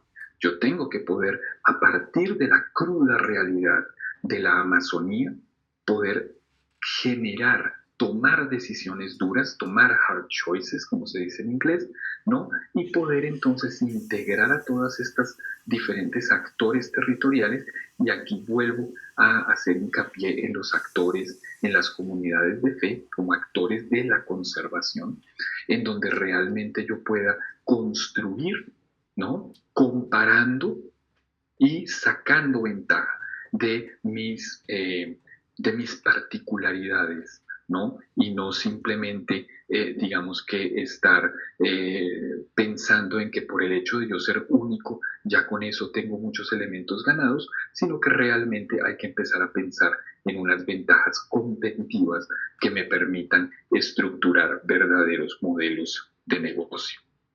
Y entonces allí, pues ya Natalia mencionó algunas cosas, pero es ver que cuando yo activo soluciones e instrumentos desde la empresa, no estoy hablando de filantropía, estoy hablando de estrategia. Entonces necesito empezar a conocer estos nuevos instrumentos, conocer estas nuevas soluciones, cómo las puedo integrar en mis operaciones, cómo las puedo llevar a asociarse con mi materialidad de manera que efectivamente jueguen para mí. Entonces ya no es la responsabilidad social y ambiental empresarial típica que lo que busca es el lustre de mi nombre, ¿no? El mantenimiento de mi reputación, sino que realmente es una acción estratégica de empresa donde el buen nombre, donde la reputación será una consecuencia. No es el objetivo, es el resultado que obtendré. El objetivo es adelantar una acción a construir la sostenibilidad de mi empresa, es decir, a mantenerme en el tiempo. Y entonces así, pues la resiliencia es casi la última frontera cuando hablamos de sostenibilidad. Cuando yo ya estoy construyendo resiliencia, estoy encaminado en esa construcción, estoy viendo realmente qué significa la sostenibilidad. Y hay que entender, por supuesto, que esto no significa de ninguna manera un puerto de llegada. Esto es como el ciclista. El día que usted deje de pedalear se cae o se queda quieto. Esto es un ciclo evolutivo. Esto no es un puerto de llegada. Ese es el gran reto de la sostenibilidad. Ese es el gran reto de la resiliencia. ¿Es fácil? No, no es fácil. ¿Requiere inversión? Sí, requiere inversión. ¿Requiere un cambio estructural en la empresa? Sí lo requiere. ¿Requiere un cambio cultural? Sí lo requiere. Pero es que estamos en una época en donde realmente tenemos que podernos acomodar y ajustar a estas nuevas realidades porque definitivamente o nos salimos de nuestra zona de confort o realmente la probabilidad de quiebra va a ser bastante más alta de lo que podríamos en algún momento llegar a considerar si solamente nos escudamos en los balances financieros de la empresa. La sostenibilidad no está solamente en los balances financieros de las empresas, está en la articulación territorial. Y si yo adelanto acciones de sostenibilidad, tengan la seguridad de que no voy a salir defraudado.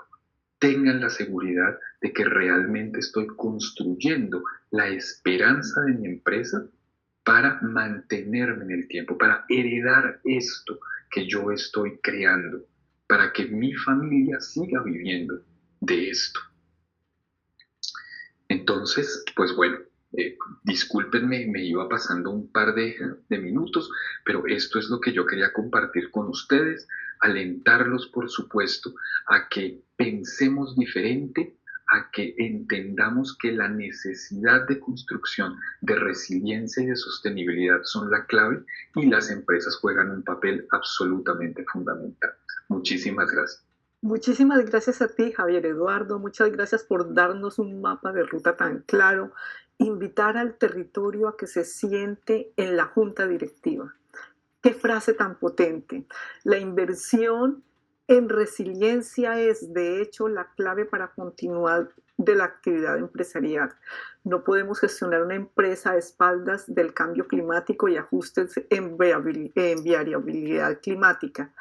Los retos de la innovación y creatividad, que llega a la conclusión necesaria de tener información real para la toma de decisiones, abordando la sostenibilidad ambiental, social, emocional y de gobernanza. Gracias, Javier Eduardo, por por toda tu presentación. Abordamos ahora un enfoque que recontextualiza el concepto de una economía del bien común como invocación empresarial inspirada en Francisco. Presentamos a la reverenda Loida Sardinas, quien nos guiará a través de las estrategias de innovación empresarial inspiradas en la encíclica El Laudato Si del Papa Francisco. La reverenda Sardinas, doctora en medicina, magíster en ciencias teológicas y doctora en teología de la Universidad de Hamburgo. Es presbítera de la Iglesia Episcopal Anglicana, Diócesis de Colombia, y se desempeña como profesora de planta de la Pontificia Universidad Javeriana. Reverenda Loida, bienvenida y siempre es un placer escucharla. Muchísimas gracias, querida Blanca Lucía, y a todos los compañeros que están y compañeras que están en este webinar. Saludo de manera especial también a los dos panelistas que me antecedieron, a Natalia y a Javier, muy agradecida por los conocimientos compartidos. Bueno, ellos ofrecieron unas apreciaciones, unas aportaciones de carácter técnico, por supuesto que dan peso, ¿no?, a este espacio sobre el riesgo hídrico amazónico. Yo me voy a desplazar ahora hacia otro espacio, ¿no? Lo que Javier Mendoza recientemente habló, la importancia de las organizaciones basadas en la fe, la importancia de la iglesia, del magisterio social también, en un sentido de poder de convocatoria, de credibilidad. ¿Y quién mejor para hablar de esta relación entre la economía del bien común y el cuidado de la casa común, en términos también empresariales, que el Papa Francisco? De manera que voy a intentar acá esbozar 4 momentos, ojalá lo más rápido posible. Lo primero es una contextualización del magisterio económico de Francisco. ¿Cuáles son los elementos que él puso en conocimiento? ¿Cuáles son las discusiones que generó? En segundo lugar, lo que se llama el proyecto de la economía de Francisco, The Economy of Francesco, y los pilares de esa propuesta, cómo se van entendiendo, para desde allí terminar esbozando la inspiración empresarial. ¿Cuáles son elementos que están presentes en el magisterio económico de Francisco que nos ayudan a pensar el nuevo lugar que debe adquirir la empresa, ¿no?, en este mundo, ¿no? Un mundo marcado por crisis hídricas, como las que ustedes expusieron, crisis económicas, financieras, desigualdades sociales crecientes, inequidad social creciente, preocupación por la sostenibilidad, pero a la par también una creciente desesperanza, escepticismo, incertidumbre frente a las soluciones propuestas, ¿no?, hasta ahora. En ese contexto es que adquiere relevancia volver a este magisterio económico de Francisco, sus 12 años de pontificado, y esto son los documentos, digamos, más importantes, de mayor relevancia en cuanto a su legado económico, ¿no?, en materia tanto de justicia social, económica como ambiental. Están las encíclicas, por supuesto, los documentos más importantes, Laudato Si, Fratelli Tutti, una sobre la ecología integral y la segunda sobre la fraternidad humana. Entonces ahí se articulan estos dos elementos. La exhortación apostólica Evangelii Gaudium, de la cual pues tomaré afirmaciones importantes del Papa Francisco sobre el anuncio del Evangelio en el mundo actual. La exhortación también posterior al Sínodo de la Amazonía, querida Amazonía, y un documento importantísimo de este año, justamente mediados de año, que es el reporte del jubileo, que propone un plan para abordar tanto la crisis financiera y la crisis llamada crisis de deuda de los países en desarrollo, y la posibilidad de construir una economía global sostenible, centrada en las personas. Hay 4 afirmaciones, digamos, que quisiera yo iniciar con ello, ¿no? 4 noes les llamamos, ¿no? Que aparecen en los documentos de Francisco, quien con mayor énfasis que los papas que le precedieron, acentuó esta situación económica actual y de qué modo afecta a la mayoría de las poblaciones vulnerables, ¿no? En términos entonces están redactados de pobreza, desigualdad, pero también de sostenibilidad. Y voy a citar estos noes: son no a la globalización de la indiferencia, no a la cultura del descarte, no a la idolatría del dinero y no a esta economía de mercado. Cómo afectan, digamos, nuestra comprensión del lugar de la empresa dentro del panorama económico, ¿no? Es también nuestra intelección necesaria. La cita primera, voy a leer únicamente algunos apartados y les invito a ustedes a seguir su lectura en las diapositivas. Cito: no puede ser que no sea noticia que muere de frío un anciano en la calle y que sí lo sea una caída de 2 puntos en la bolsa. Eso es exclusión. No se puede tolerar más que se tire comida cuando hay gente que pasa hambre. Eso es inequidad. Entonces, fíjense aquí, aparece también la responsabilidad de empresas y de este mundo, sobre todo de la macroeconomía, pero cómo nos impacta también a nosotros a nivel de lo cotidiano, ¿no?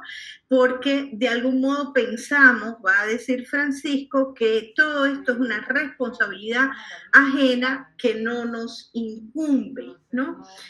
Salir de la indiferencia, salir del solipsismo, de ese individualismo en el que nos enajenamos del otro, de la otra, del ser humano, pero también de nuestra casa común, y salir de ese individualismo en términos empresariales, ¿verdad? Tiene como consecuencia también esa indiferencia, una cultura del descarte que él llama, es decir, y cito nuevamente, grandes masas de la población se ven excluidas y marginadas, sin trabajos, sin horizontes, sin salida. Se considera al ser humano en sí mismo como un bien de consumo que se puede usar y luego tirar. A esto le llama Francisco una cultura del descarte. Entonces, ahora ya los excluidos, los marginados de la sociedad no son únicamente explotados, sino que son también descartables, sobrantes. ¿Quiénes son esos descartables y sobrantes? No solo la humanidad, el planeta, ¿no? Sino que esto redunda también hacia el interior de nuestras propias economías, ¿no? Y un tercer no es el no a la idolatría del dinero, como evidenciar que en el fondo de las crisis financieras, pero diríamos también de las crisis hídricas, de la crisis de la deforestación en la Amazonía, en fin, de las crisis planetarias y civilizacionales, hay una profunda crisis antropológica, es decir, la negación de la centralidad de la vida humana y de la vida planetaria. Y en este sentido, Francisco llama la atención de los nuevos ídolos que creamos, y esa versión nueva es la fetichización, la idolatría del dinero, es decir, una economía sin rostro y sin un objetivo verdaderamente humano. ¿Por qué hago eco de estos noes? Bueno, detrás de esta crítica a la economía sin rostro, ¿verdad? Van a aparecer justamente las propuestas de Francisco. Y por último, no a esta economía de mercado. Una cita que leeré: hoy tenemos que decir no a una economía de la exclusión y de la inequidad. esa economía mata.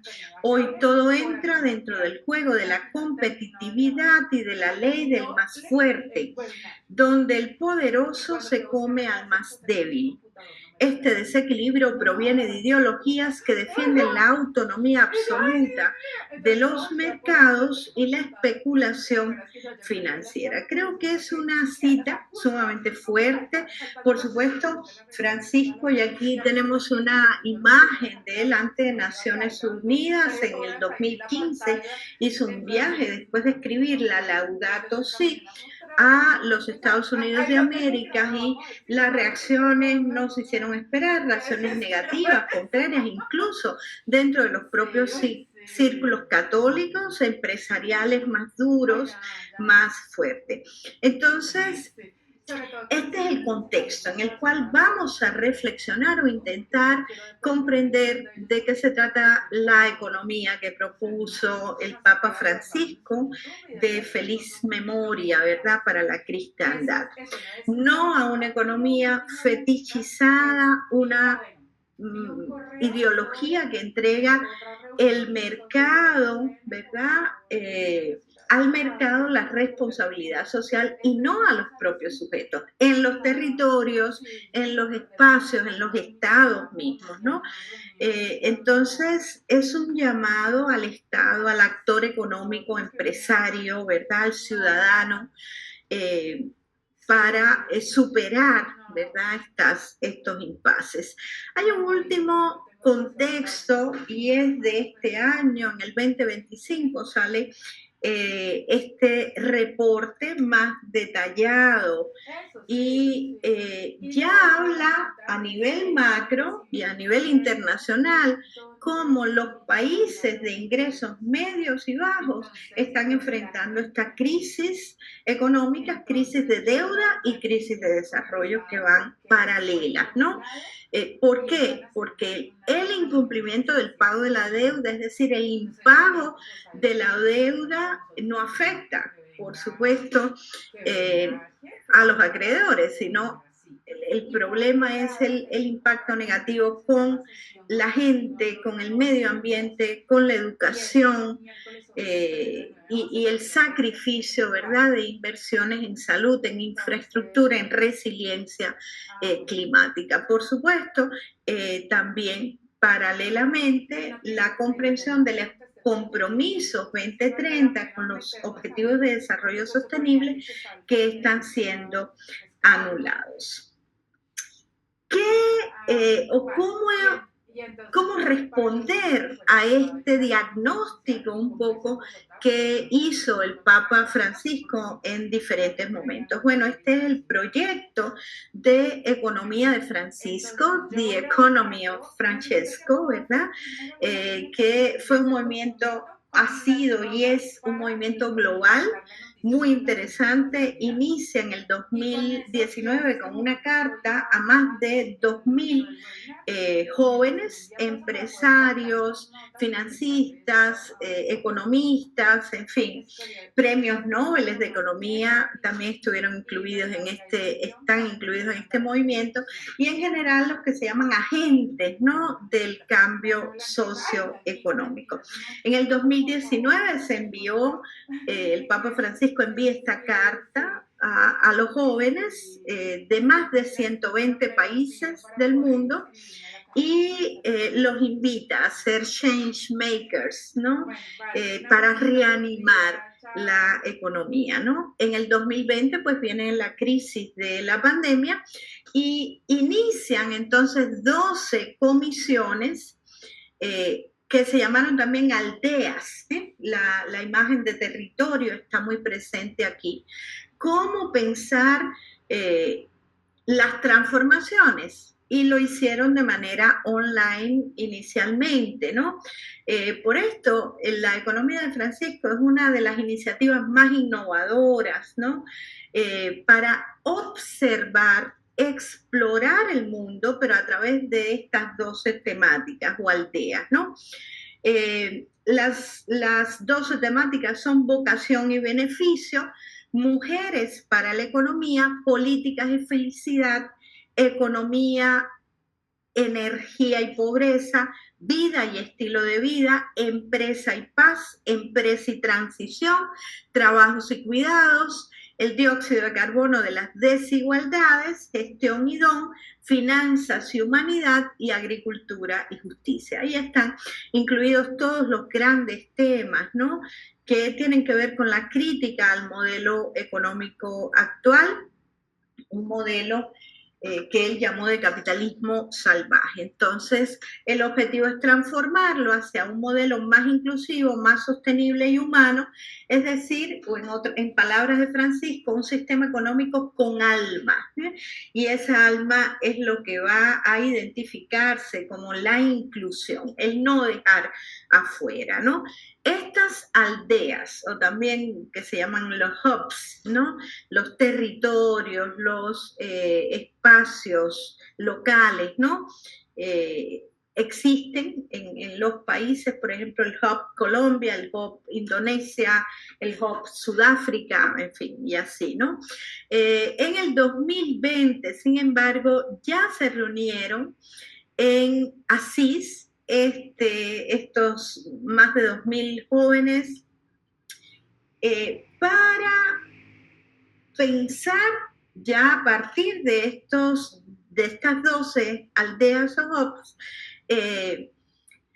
¿qué elementos trabajar? Entonces aquí el 2022 es un punto de inflexión de este proyecto de la economía de Francisco, y aparecen estos temas macro que ustedes tienen acá, es decir, lo que implica poner en el centro a los pobres, al trabajo digno, al cuidado de los sistemas planetarios.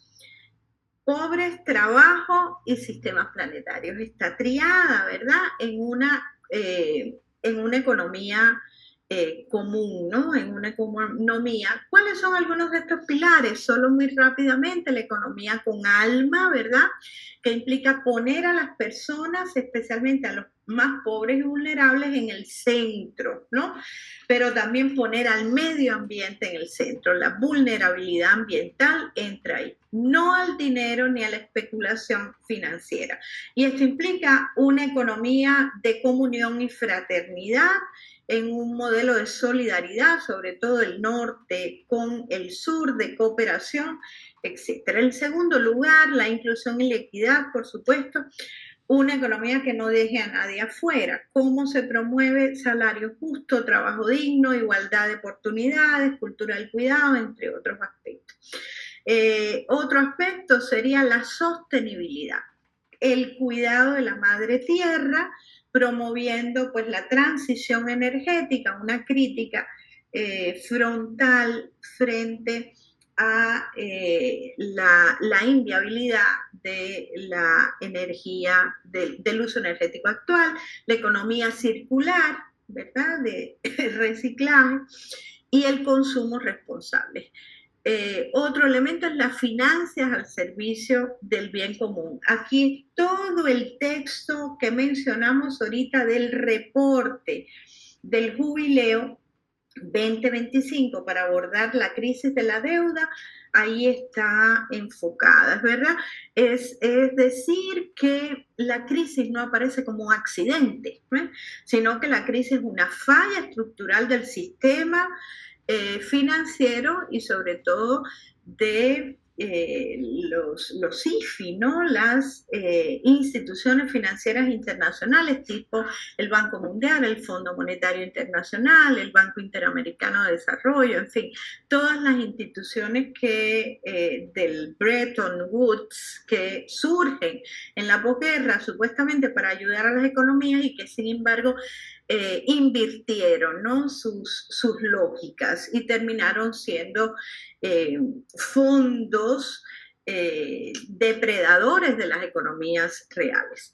La revalorización de lo local es el quinto pilar, que tiene que ver con fomentar las iniciativas comunitarias, como decía ahorita Javier, volver a los territorios, valorar la diversidad cultural, los elementos de la riqueza territorial, los recursos locales, en contraste con un modelo centralizado, globalizado. Entonces esto anima la participación mayoritaria, el compromiso comunitario para implementar cambios a nivel local. Y por último, una ética empresarial que es más que un pilar, es un llamado a la acción. Orientar a las empresas hacia la responsabilidad social y ética y no solo a la maximización de beneficios. Voy a saltarme esta lectura, es parte del reporte, la necesidad o quizás solo resaltar que hay que pensar en el fortalecimiento de la inversión empresarial, pero a largo plazo. Es decir, financiar estrategias sostenibles, coherentes, de largo plazo, en alineación de política fiscal, financiera y productiva, y bajo la guía de instituciones públicas. Entonces, el objetivo de una estructuración de tipo económico en lo que ya están trabajando estos grupos de 12 aldeas no es solo la estabilización, sino la transformación estructural. Por último, voy a presentar pues también unos 6 modelos, ¿no?, a los que nos llevan los pilares anteriores de la economía de Francisco, del obispo emérito de Roma, tan querido por la humanidad entera, ¿no?, y que sin embargo dejó este legado. Entonces voy a presentar algunas de las propuestas de innovación, grosso modo.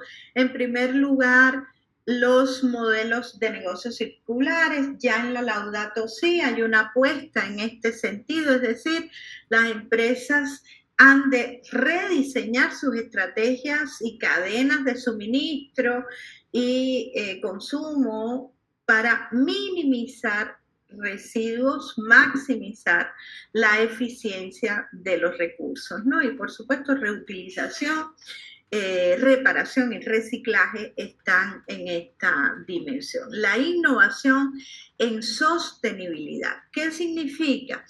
Que han de desarrollarse productos y servicios que aborden directamente los problemas ambientales, ¿no?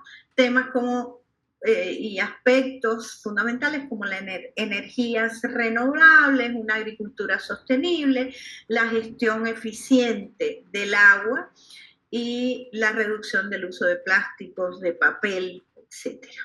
Los informes de impacto integral, es decir, ir más allá en la empresa de los informes financieros tradicionales para integrar estas métricas de impacto social y ambiental, ¿verdad? Y eso incluye también el índice de ecología humanista, que fue de hecho una producción centroamericana de la escuela, el INCAE Business School, el Instituto Centroamericano de Alajuela en Costa Rica.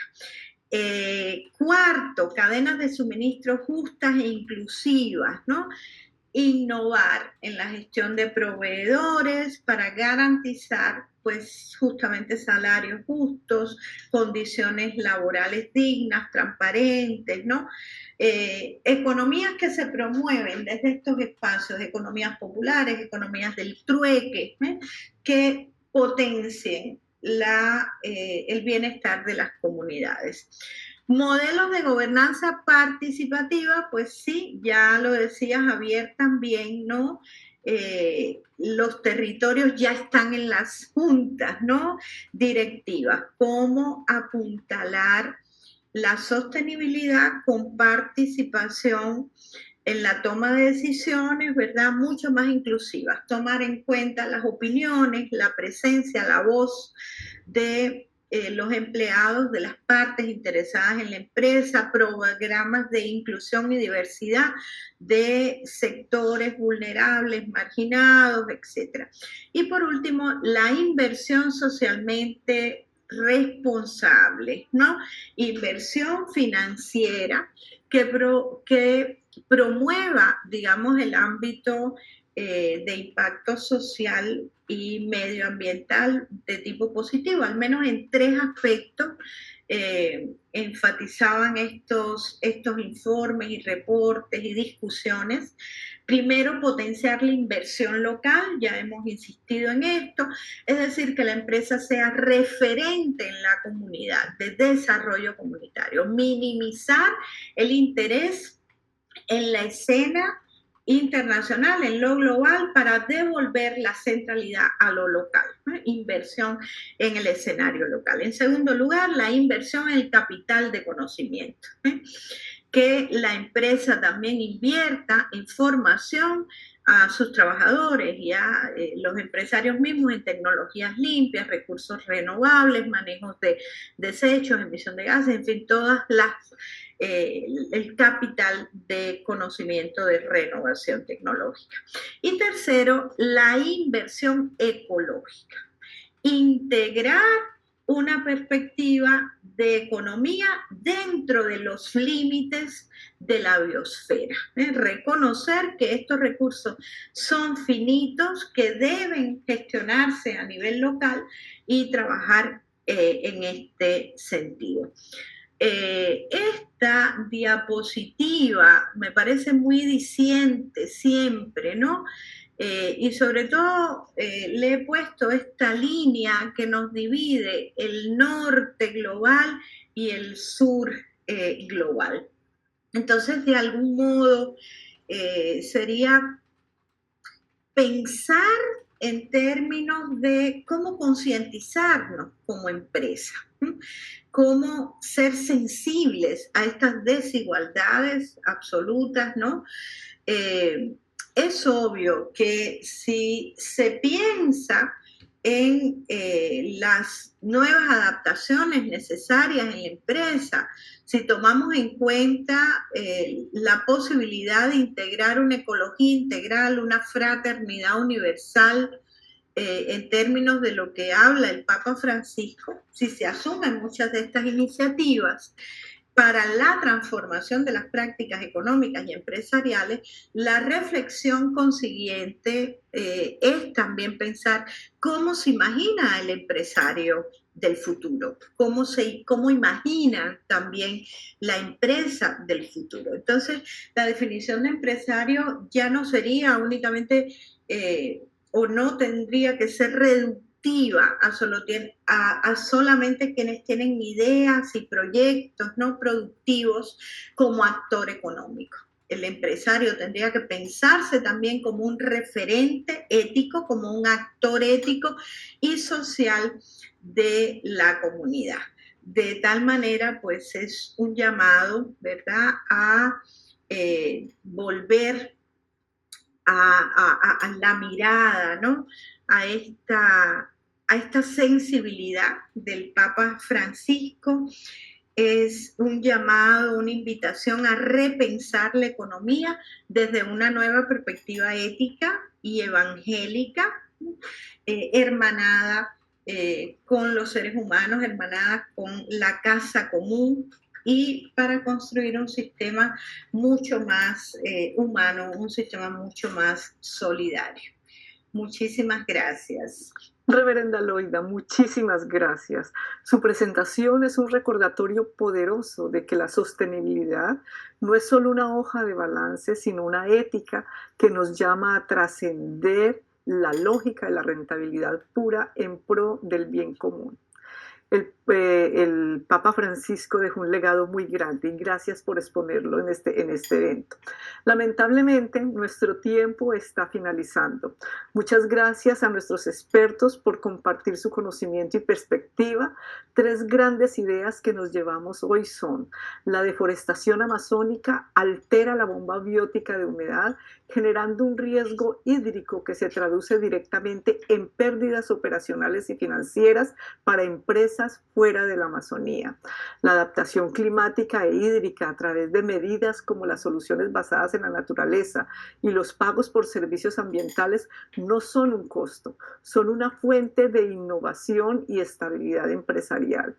La sostenibilidad requiere que el sector empresarial redefina su propósito hacia el bien común, integrando el cuidado de la vida y el ecosistema como eje de la actividad económica. Y recordemos, la Amazonía no está lejos, está en cada gota de lluvia que riegan nuestros cultivos, en cada vaso de agua que bebemos y en cada kilovatio de energía que ilumina nuestros hogares y mueve nuestras fábricas e industrias. Agradecemos profundamente a todos los participantes por su interés y compromiso. IRI Colombia también agradece de manera especial a la Cámara de Comercio de Bogotá la oportunidad que nos ha ofrecido de encontrarnos nuevamente hoy para crear sinergias entre la política de sostenibilidad y valor compartido de la Cámara y los objetivos misionales de IRI Colombia.